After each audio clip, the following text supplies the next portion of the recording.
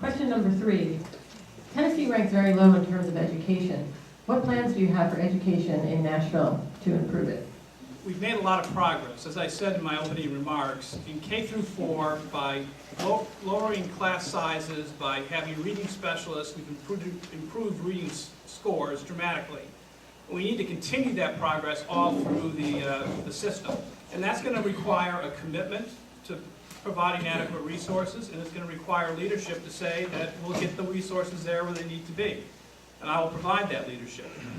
Secondly, I'm very much concerned about dropout rates. We have some schools with dropout rates between 40 and 50%, and you don't need to be a PhD in sociology to know that is a problem. We need to have initiatives, we need to have creativity, and we need to work to keep kids in school. And we need to welcome them back as heroes if they come back to school. Thank you. Again, I have proposed a very comprehensive agenda, and I wish I had time to cover each one of those items. Just to give you a few. Nashville needs, in this educational process, we need to incorporate best practices. We need to expand our learning options, not only for especially the younger children, but we're talking about all the way through to adults as well. We need to strengthen our partnerships with the various organizations in our community which support public education. We need to continue to think outside the box. We need to make sure that we secure a fair share of our state and federal funds and challenge all citizens and businesses to support, again, that endowment that I mentioned just a few moments ago, which I believe no community has ever done, which would in perpetuity give us a way to fund our schools more than any time in the history of Nashville, Tennessee. Education is absolutely the most important thing that this city needs to pay attention to. Absolutely the most important. And as we all come before you as politicians, we always commit to you that we're going to make education number one. But instead, we continue the revolving door of mediocrity and failures in our school systems. We have to step outside of that revolving door. We have to support those initiatives that are improving our schools and our graduation rates. But we also need to understand that this is a social problem. This is a problem that comes in our communities, and we're going to have to reach down to the root causes that cause our young people to not be prepared to learn at any level. And the fact is that I want to bring together public, private, nonprofits, and we're going to start going after those root causes so that we can change the environments and the lives of these children so they can be better prepared to learn. That's a hard question in 1 minute. With the problems we've got.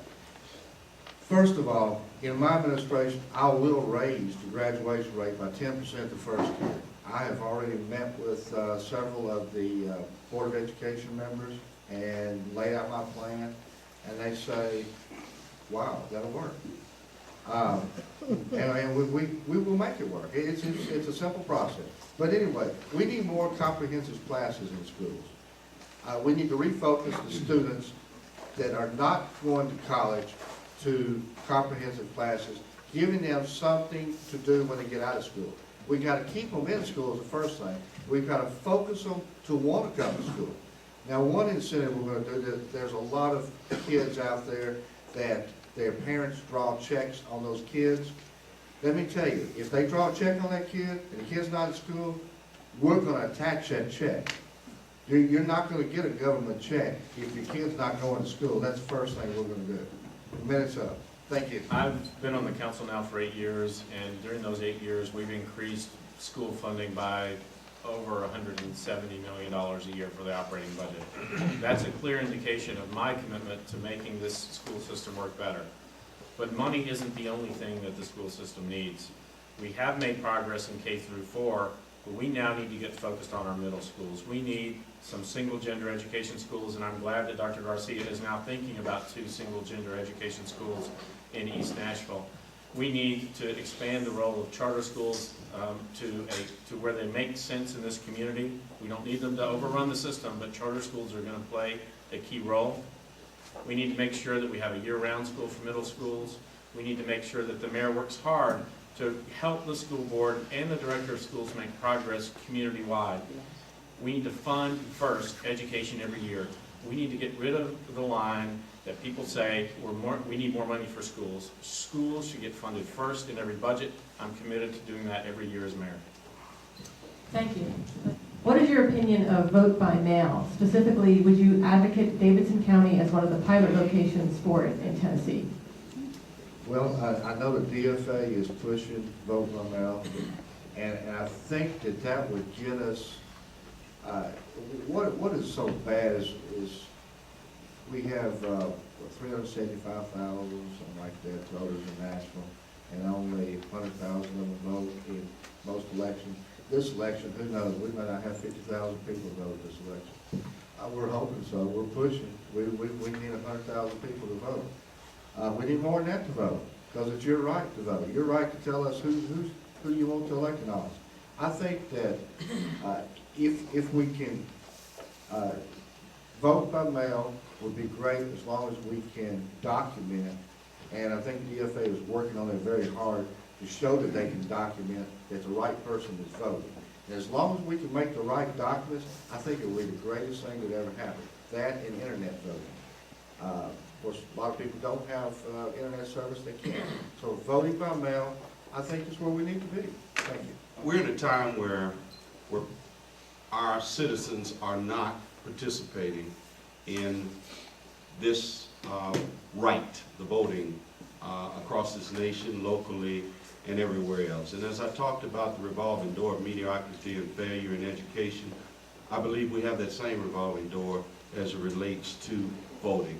And anything we can do to get outside of that and to get more people involved in the voting process, I think is very important. I think it needs to be done right. It needs to be flawless. But if it can be done right and if it can be as flawless as possible, I certainly support it. Last year, I stood at Cora Howe voting location that had 3 machines at 12:30 in the morning with people still waiting to vote. They've been there, some of the people have been waiting for 4 hours to vote. These were young people, these were disabled people, these were poor people. It was across the board, people who had waited for too long to vote. Now, some of the election commission got a little bit upset about some of the things I said, but that is totally and absolutely unacceptable for this community with all the resources we have for people to wait 4.5 hours to vote. One of the ways to address low voter turnout and the long lines and people's disenchantment with the system generally is to do vote by mail. I would support that along with, I think there's a long list of other things that we should consider when it comes to the way we vote here as a community. Yes, I would support it. I would support vote by mail. If you go back to the 2000 election, there's a growing sense that people do not believe that elections are working right. And the way to solve that, I think, is more voter participation. And vote by mail is one answer. Use of internet is another answer. Longer periods for voting should be taking place. We've got to get the number of citizens up participating in the process. And I think we all agree that vote by mail is a key part of it. This is the 21st century. Whoever thought of this idea of vote by mail, I'd like to shake your hand. I think it's a wonderful idea.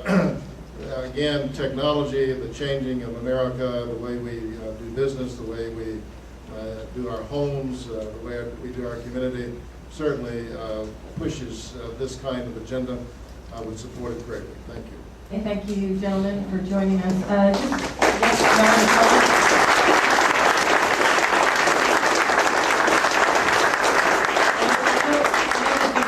To get to a wedding, and we're all going to be thinking of you dancing to celebrate. But before that, I just wanted to send you off with a thought. Right now, when you talk to people, they're so concerned about the presidential election. That's what everybody wants to talk about, right? That's the sexy topic. Whenever you're approached from someone that wants to talk about that, please steer them in the direction of our mayoral race. This is what is important this year, this August. We can all just, talk about the fun stuff or the presidential race, in September. But this race right here, this is what we need to get people focused on, and we need to get the turnout up for this specific race. So thank you again. Gentlemen, thank you very much.